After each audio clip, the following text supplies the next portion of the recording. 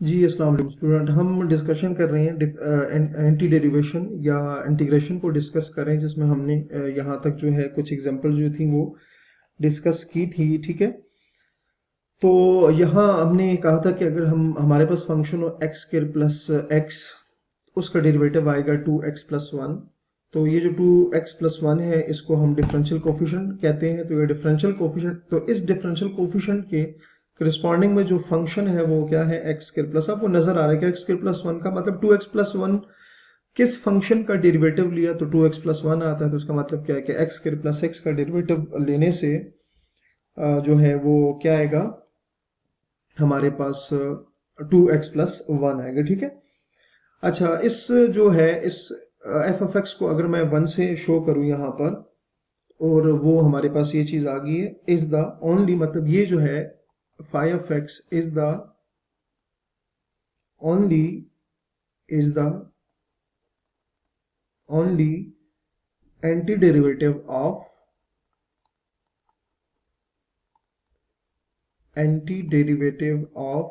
One. ठीक है, clear होगी बात। मतलब ये जो 2x+1 है ये क्या है, एंटी डेरिवेटिव ऑफ 1 है। ठीक हो गया, हमारे पास ये क्या है, एंटी डेरिवेटिव ऑफ 1। ठीक है, अच्छा अब यहां से जी हमारे पास जो इस चीज को लिखा जा सकता है, ये जो सारी हमने बात की है इस चीज को लिखा जा सकता है कि एफ ऑफ एक्स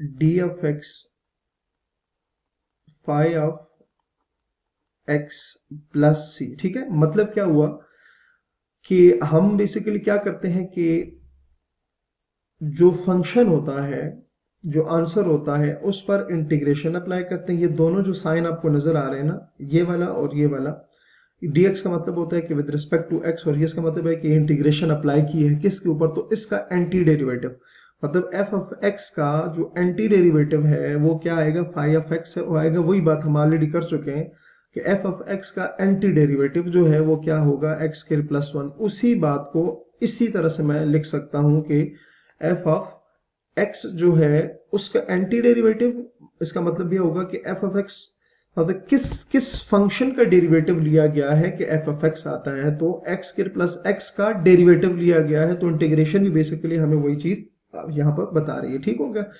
अच्छा इसी को भी डिस्कस करेंगे। फिलहाल इसको मैं इक्वेशन नंबर 2 से शो करता हूँ। ठीक है, अब यहाँ थोड़ा सा इसके जो ये चीजें हमने लिखी हैं इनको एक्सप्लेन करेंगे कि इन इक्वेशन नंबर 2, अच्छा इक्वेशन नंबर 2 में हमारे पास क्या है कि एफ ऑफ एक्स, ये जो एफ ऑफ एक्स होगा, f of x is, f of x is called, f of x is called integrand, is called integrand, and C is named as, and c is named as the constant of integration, as the constant of integration। c को क्या कहेंगे, constant of integration कहेंगे। ठीक है, अच्छा बाकी जो symbols रह गए, द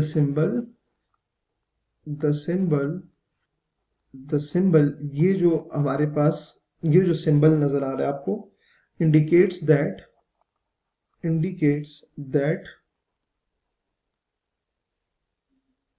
इंटीग्रेंड और इंटीग्रेंड हम ऑलरेडी किसको कह चुके हैं, एफ ऑफ एक्स। जिस चीज पे इंटीग्रेशन अप्लाई की जाती है उसको इंटीग्रेंड कहते हैं। ठीक है, integrand that indicates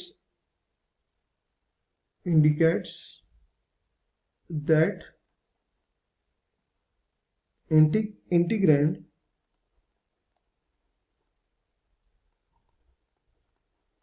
integrand is to be integrated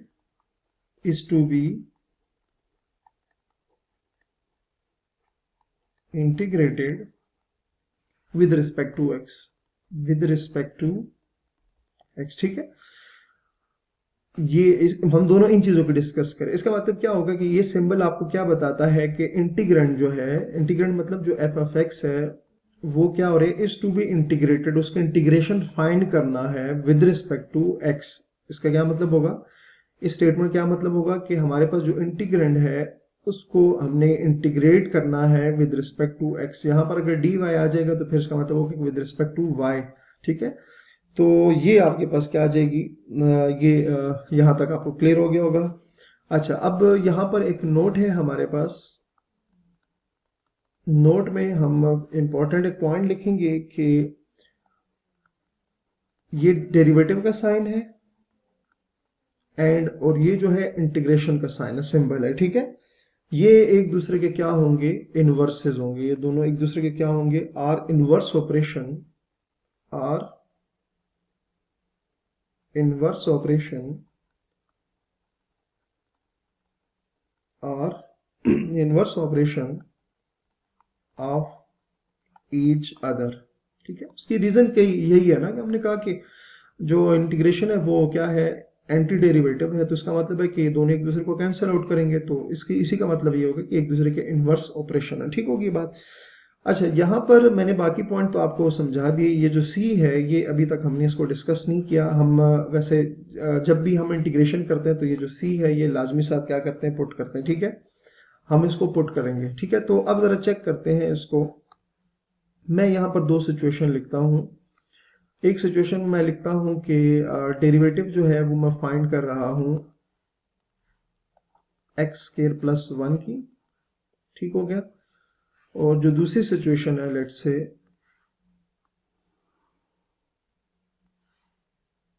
उसमें हम ये कहेंगे कि हम डेरिवेटिव फाइंड कर रहे हैं सिंपल एक्स स्क्वायर की, सिंपल एक्स स्क्वायर का जो डेरिवेटिव है वो फाइंड करना है। ठीक होगी बात।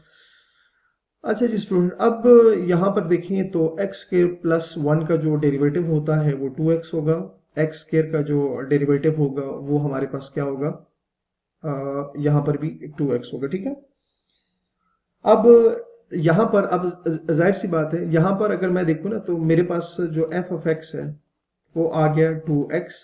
यहाँ पर भी जो f ऑफ x है वो आ गया 2x। f ऑफ x से मतलब जो डिफरेंशियल कोफिशिएंट होता है ये उसकी बात होती है। तो दोनों केसेस में मतलब ये आ गया, ये आ गया, तो ये आ गया। ठीक है, फाई ऑफ एक्स इधर क्या होगा, फाई ऑफ एक्स वो है यहाँ पर एक्स स्क्वायर प्लस 1, और यहाँ पर है G phi of x, sorry phi of x जो है वो इक्वल आएगा एक्स स्क्वायर का। ठीक है, तो नेक्स्ट लेक्चर हम यहीं से कंटिन्यू करेंगे। तो अपना बहुत सारा ख्याल रखिए। अल्लाह हाफिज।